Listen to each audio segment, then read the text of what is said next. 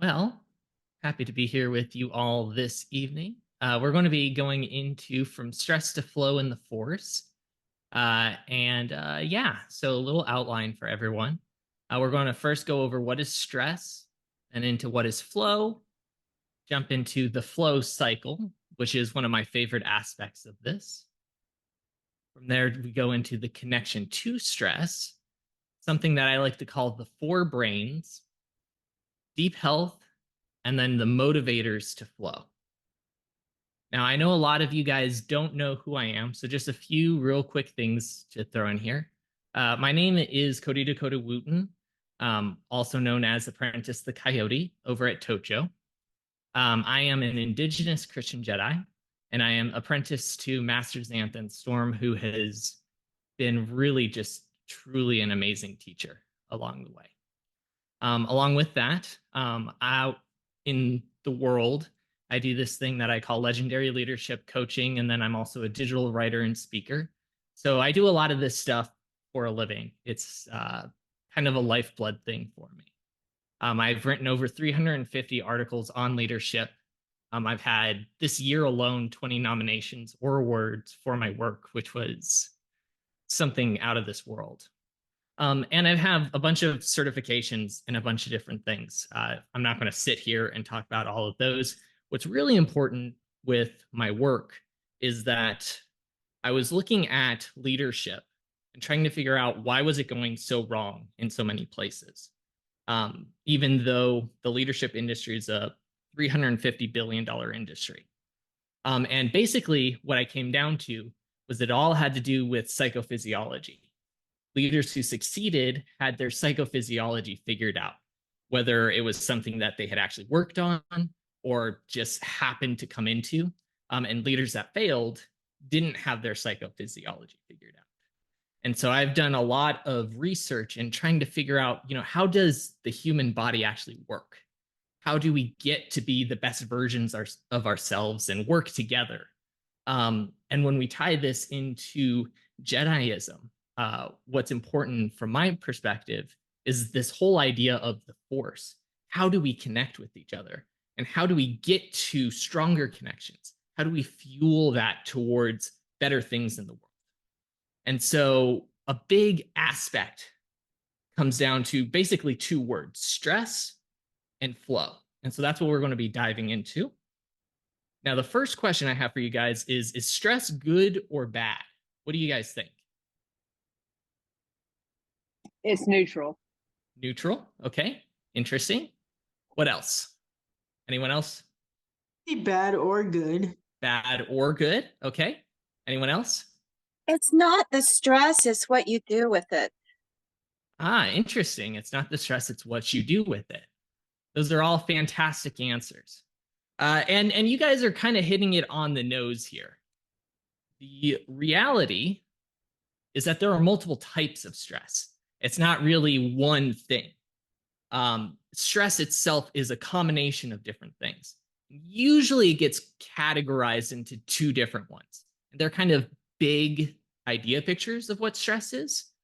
The first is eustress, and then the other is distress, or as I like to put it all the time, is distress. And you'll see why here in just a second. A eustress comes from the word eu, which means good. And so you're literally saying this is good stress. It's stress that's beneficial to us. And then on the other side, you have distress or negative stress.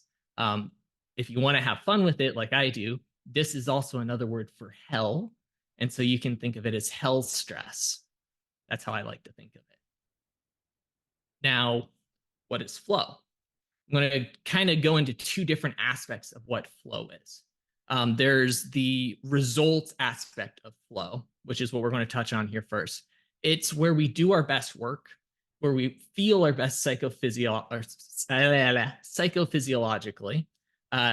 During it, you have near perfect decision making. Your creativity and pattern recognition surge. You have a 5x boost to productivity and a 4.9 boost to learning. Basically, most of the stuff you try to do in life when you're in a flow state is just increased dramatically. But that kind of focuses on the results, right? I come from kind of the business world. And so that's what a lot of people like to see from the business perspective is like, what does this achieve? But from our perspective, here as Jedi, I think it's actually more interesting to us to look at what is flow from characteristics, right? And this comes from the work of Stephen Kotler, who's an incredible author and has researched flow incredibly deeply. And I've studied under him. Super fascinating guy. But some of the things that people feel under flow is actions and awareness merge. They become one and the same thing. Most of the time, we think about what to do and then we do it. When we're in flow, it kind of just happens all at the same time. You don't really have to think about it. As you think about it, you are doing it in that moment. If you've ever seen people who play sports, right? That's when they're in the zone.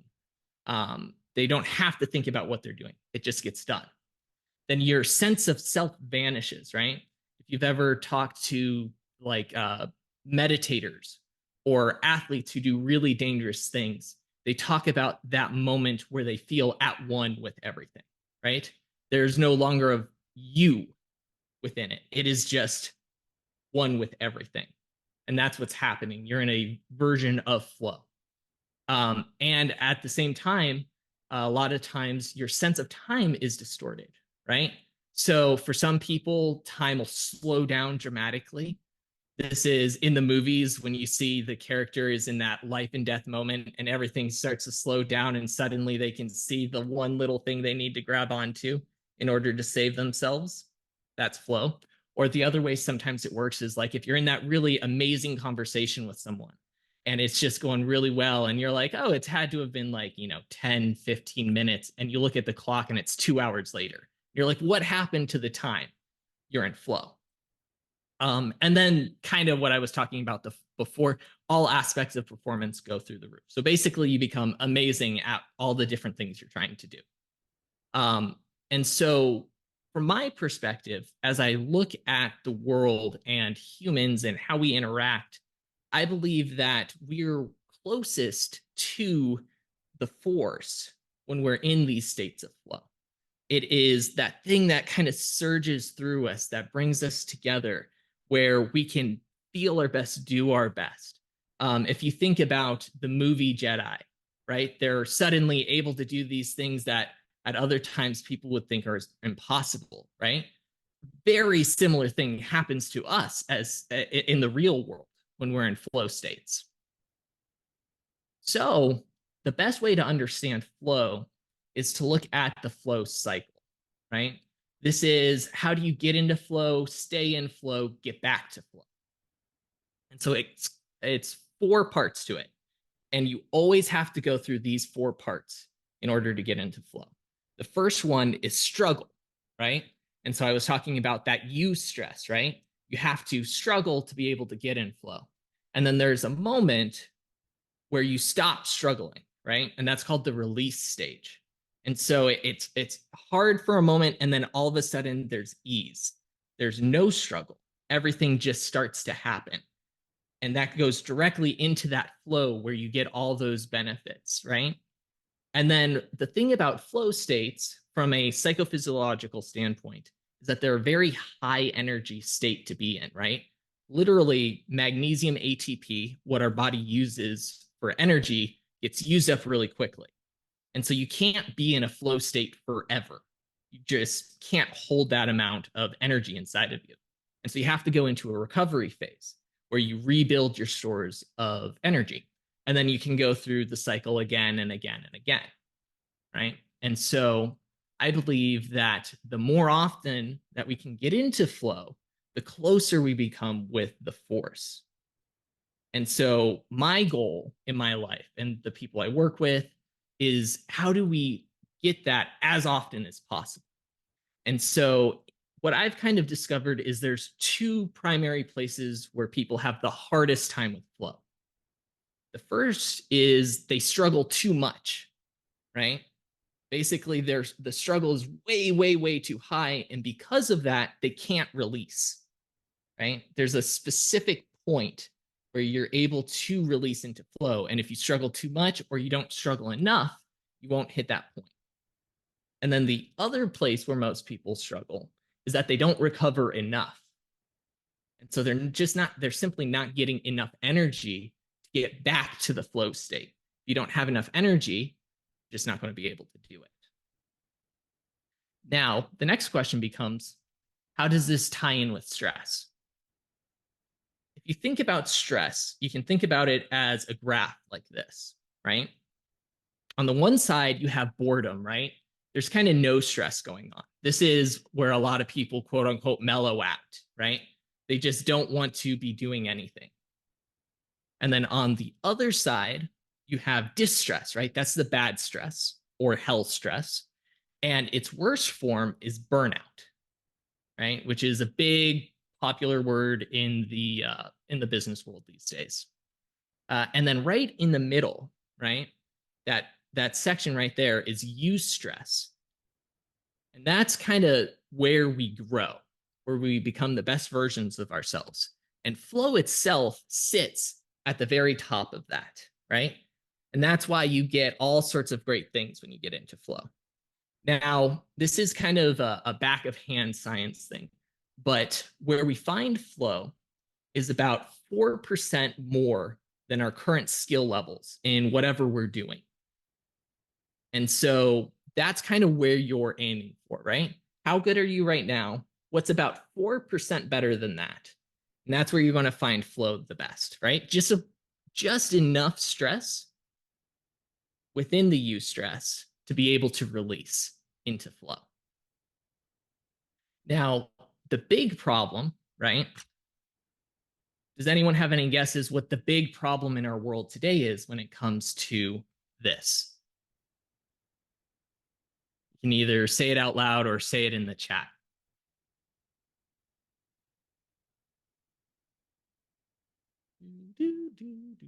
So we're more than 4% stressed. You're on the right track. Absolutely. We're taught to fear stress. There's that as well. Yeah, we're taught to fear stress. We're way over that 4%. We're not taught how to handle stress. Not taught how to handle stress. Exactly. Yeah, all of these are big factors, right? And they kind of all end up leading to the same result, right? And that result is burnout, right? When you fear stress, you actually stress out even more every time you encounter stress, right? If you go over that 4%, you're going to be burning through energy. And then if you don't recover enough, you're going to have issues, right? If you don't build resilience, right?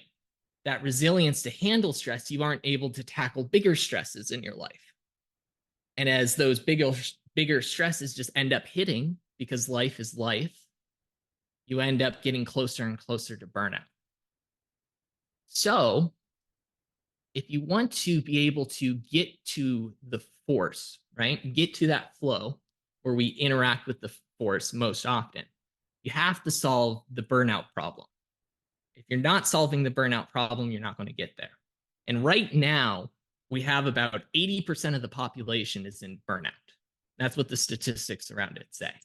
Yeah, I see some head nods like, wow, that's intense. Yes, about 80% of people are in burnout. It's crazy. And that's just where we are as a society right now. We're all in these just deep, deep levels of distress. And so if we want to get more and more connected, more and more towards flow states, more and more towards the force, we have to figure out how do we reduce that. And so I'm going to first look at it from two different perspectives, right? How do we reduce this stress? First, I'm going to talk about the four brains, and then I'm going to talk about something that's known as deep health. On both of those, if you understand them better, you can kind of double prong the issue. And then I'll go into the motivators after that. So the four brains, what are the four brains? When I say neurons, what are your guys' first impressions?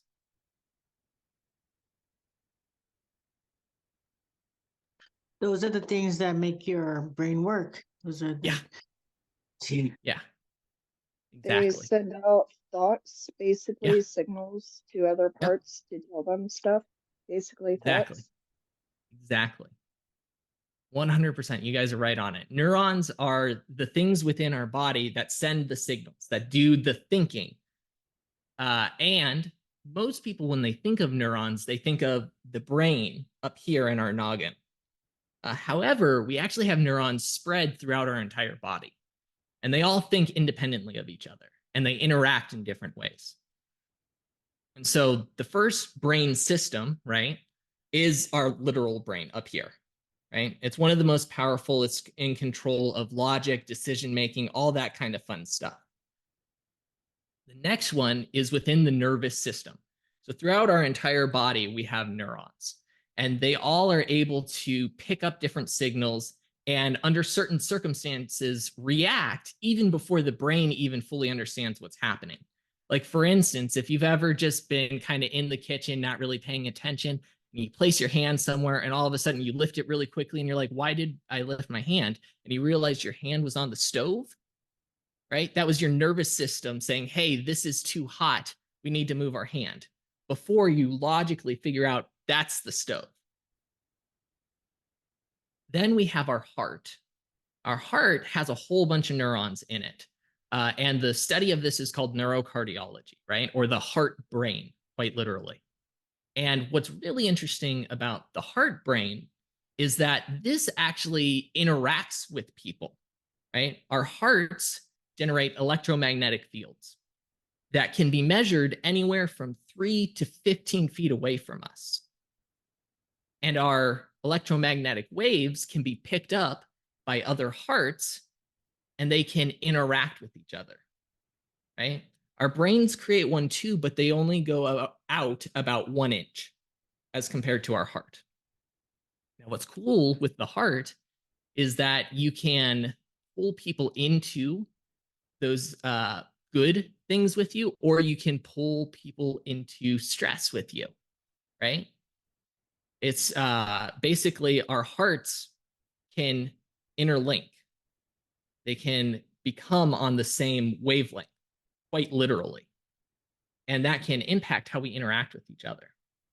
And so if you've ever kind of like been in a room and someone walked in and you just had this weird feeling and you don't know why you had a weird feeling, but you just knew something was off, that is your heart literally picking up on the electromagnetic waves of someone else. And then the final brain system is the gut, right? And the study of this is called neurogastroenterology, which is a mouthful of a word. But the easy way most people talk about it is the gut brain. And really, this is a survival mechanism, right? When we eat, we put certain different minerals into our body, certain different types of macronutrients, all these fun things. And depending what we're putting into our body, the gut brain is going to send out signals. Hey, we have enough. Hey, we don't have enough. This is what we're getting. This is what we're not getting. And that's going to inform the rest of the body what to do or not to do. And what's really fascinating about this, right, is that the gut brain is responsible for creating magnesium ATP, which is what our body literally uses for energy. If our body doesn't have enough of it, we have this amazing internal survival mechanism where our body will start choosing what systems are most necessary and which systems are not necessary in order to survive. And so if we don't have enough magnesium ATP, our body can literally shut down certain DNA or turn it back on. And so you can imagine this is literal evolution that you're talking about in our lifetime.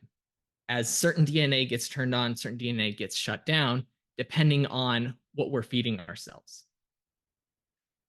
So as you look at these 4 different brains, right, you can play with these different brains to either reduce stress or increase stress, right? If we talk about the brain, right, as we learn new things, as we think about new things, we have the ability to learn more, be able to handle more types of information, right? As we can handle more types of information, less information is going to be less stressful, right? But if we're not feeding our brain, it will start deteriorating quite literally. And then things become more stressful. You look at the nervous system, right? There's a lot of things we can do with the nervous system to reduce stress, right? One of my favorites that I do is an exercise program called Original Strength. And it works on the nervous system through very simple movements in order to reduce stress in the body. In the same way, if we're not using our bodies, right, certain nervous systems are going to shut down because they're not being used. And as they shut down, if you hit them, even just little bits, it can send shockwaves through the rest of the body because it can't handle the amount of information going through it, basically. When you look at the heart, if you've ever heard of birds of a feather flock together, right? The reason that is because those heart waves, right? The electromagnetic waves are going to attract different types of people to you. And so depending on what types of people you want to interact with can have a huge impact on whether you're going to be stressed out all the time or not stressed out all the time. And you can also do a lot of different things like HRV training to work with that. And then our gut. What are we putting in our bodies, right? There's a lot in our society today that's working against us when it comes to gut health, right? Ultra processed foods, farming that isn't working. There's all sorts of these different factors. And so it's very important to say, what am I actually going to put into my body? Am I going to fuel it with what it actually needs? And if you are fueling it with things, you're going to have less stress, right? Because your body is sending out these signals saying, we've got enough. These are the right things we need to work. And if you're not feeding it the right things, you're going to have more stress. Another thing to also think about is that all stress adds, right? So if you're stressed at home and you're stressed at work, you can't separate those stresses.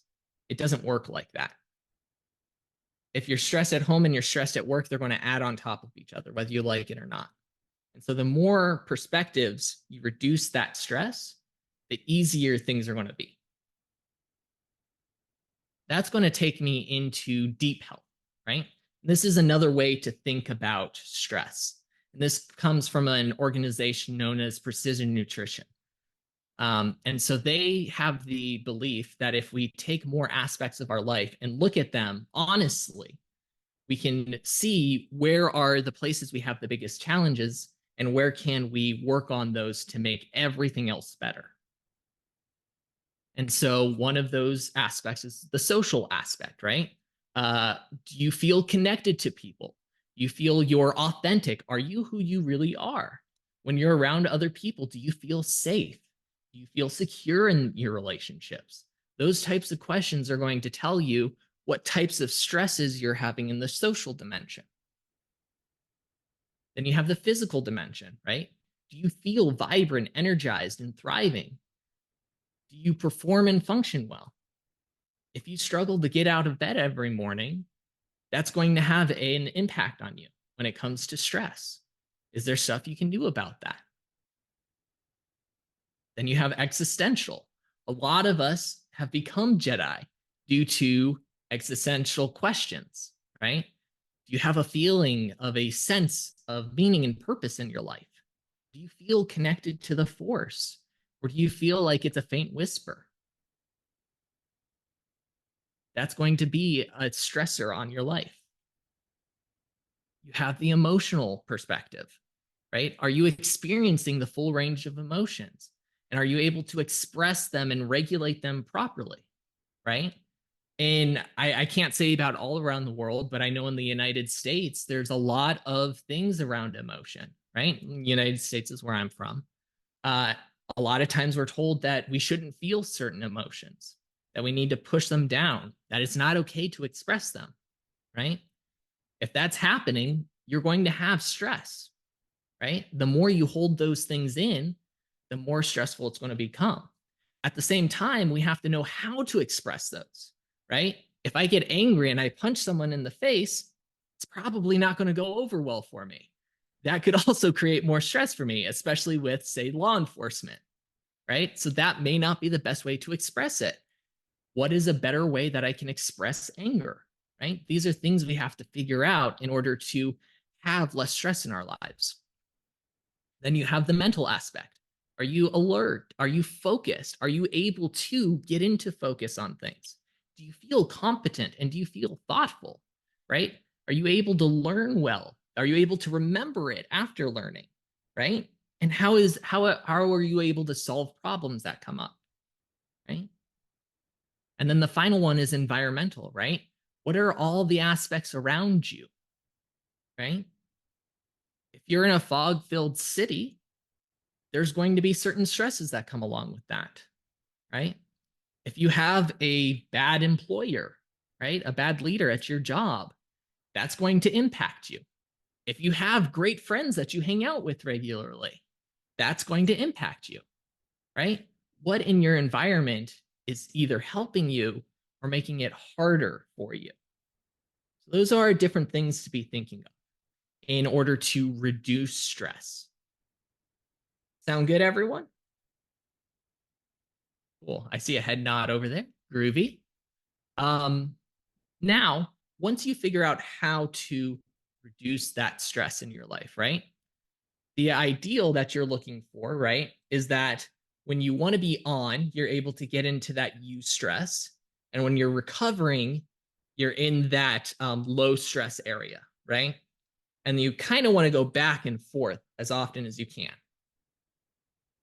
And understanding the motivators to flow are going to help you get to that eustress more often and find flow more quickly. The more of these you have in your life, the easier it becomes. So the first one is curiosity, right?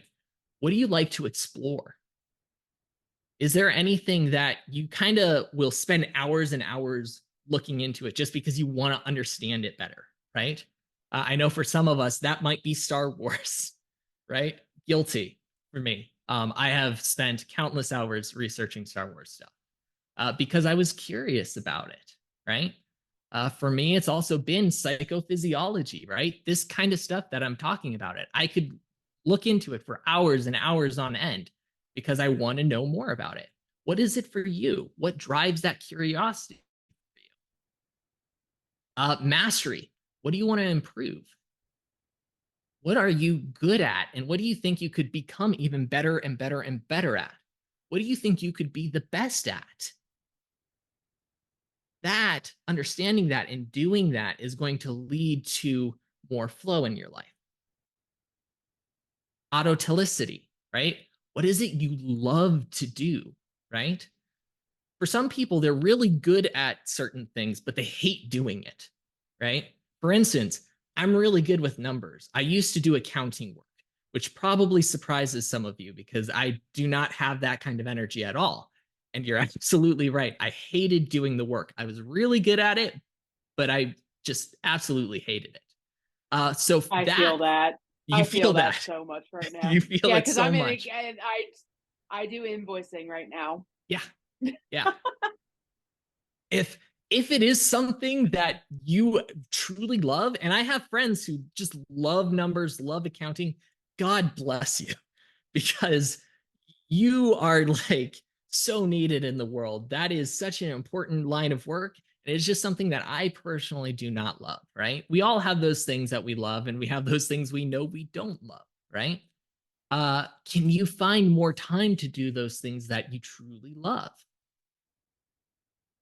Next is purpose, right? What can you impact, right? Part of the reason in my line of work, what I do, writing, right?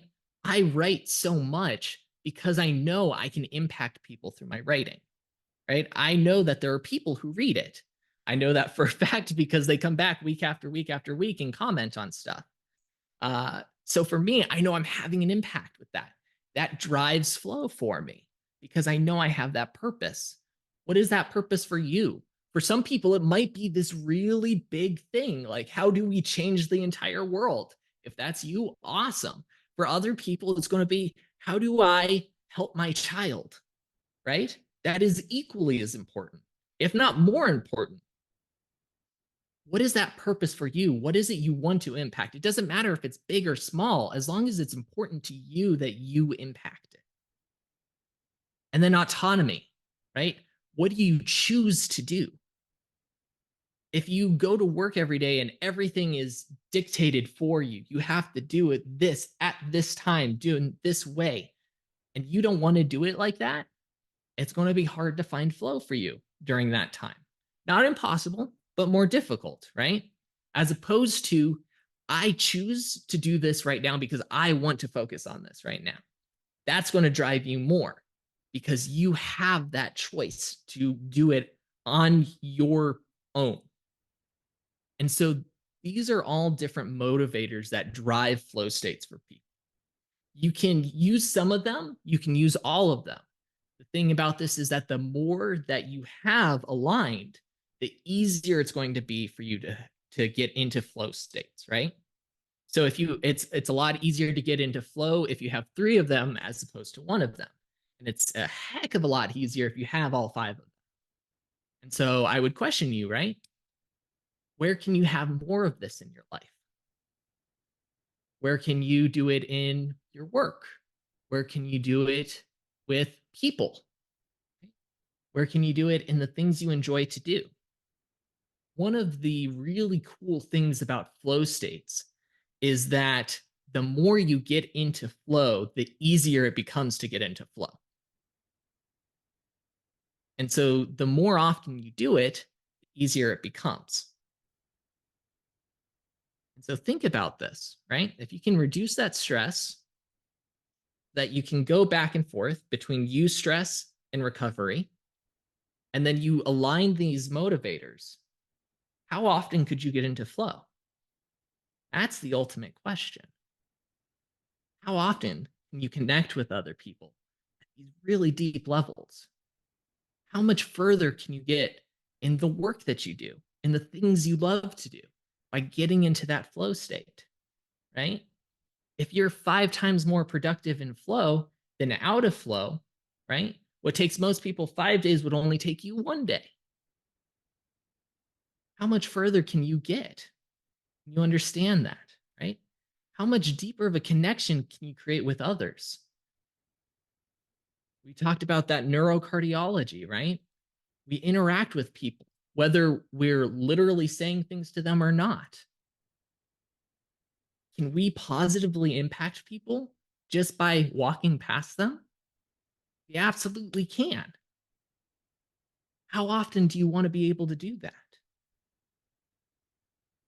That's the challenge I give to you guys. How do you align these things in your life so that you can continue to do good in the world?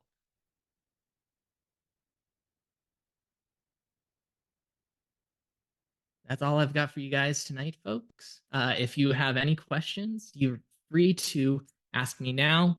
That's my name. You can find me all over the place. My website, if you want to email me, all that fun jazz. I'm not going to talk too much about that, but if anyone has any questions, whether you want to throw it in the chat or ask it directly, you're more than welcome.